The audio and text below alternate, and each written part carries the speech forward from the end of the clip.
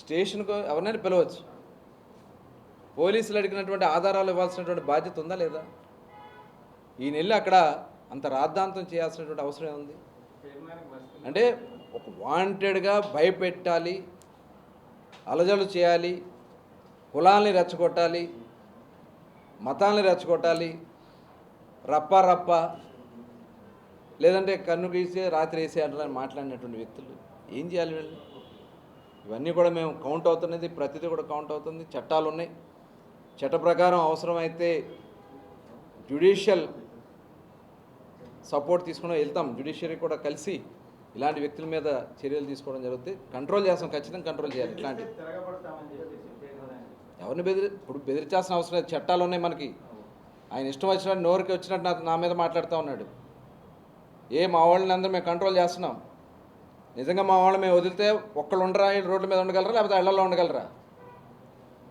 మనుషుల పశువులాళ్ళు ఏం మాట్లాడుతున్నారండి? ఎక్కడ సచ్చాడని మాట్లాడతాడు, ఏదో మాట్లాడతాడు. ఏంటి ఆ భాష? మేము మాట్లాడలేక, మా చేతకాక అతన్ని ప్రతిరోజు మా వాళ్ళని కంట్రోల్ చేస్తున్నాం.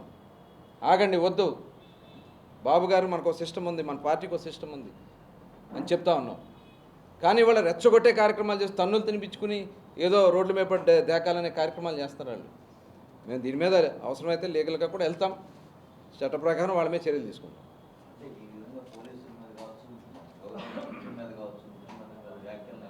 డెఫినెట్గా డిఫామేషన్కి వెళ్తున్నాం, ఎదుర్కొంటానికి సిద్ధంగా ఉన్నాడు వైఎస్ఆర్ పార్టీ నాయకులు. మా ప్రతిష్టను దిగజార్చడానికి ప్రయత్నం చేస్తున్నారు వాళ్ళు. ఇవాళ అది చాలా దుర్మార్గమైనటువంటి ఆలోచన. ప్రభుత్వం మీద కుట్రలు చేస్తూ ఉన్నారు. డెఫినెట్గా ఇలాంటి వాళ్ళందరి మీద కూడా చట్టపరంగానే వెళ్ళి చర్యలు తీసుకోండి. జైలుకి ఎందుకు వెళ్ళాడు అనుకున్నారు? ఇదే లిక్కరు ఒక బ్రాందీ షాపులో మనాళ్ళు అక్కడ దొంగ సరుకు అమ్ముతున్నారని చెప్తే వాళ్ళ నాయకుడికి సంబంధించిన షాప్కి వెళ్తే ఆ షాపులో ఆ బాటిల్ తీసి మనవాళ్ళు చూశారు.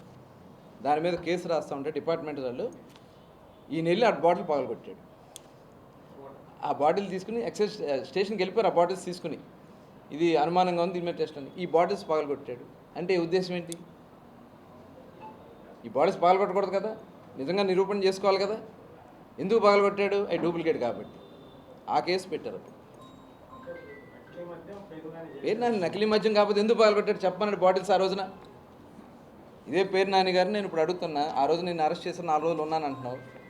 ఆ బాటిల్స్ పగలగొట్టి ఎందుకు పగలగొట్టారు చెప్పమానండి. నకిలీ కాకపోతే ఆ రోజున ఆయన వాళ్ళ షాపులోనే, వాళ్ళ నాయకుల షాపుల్లోనే.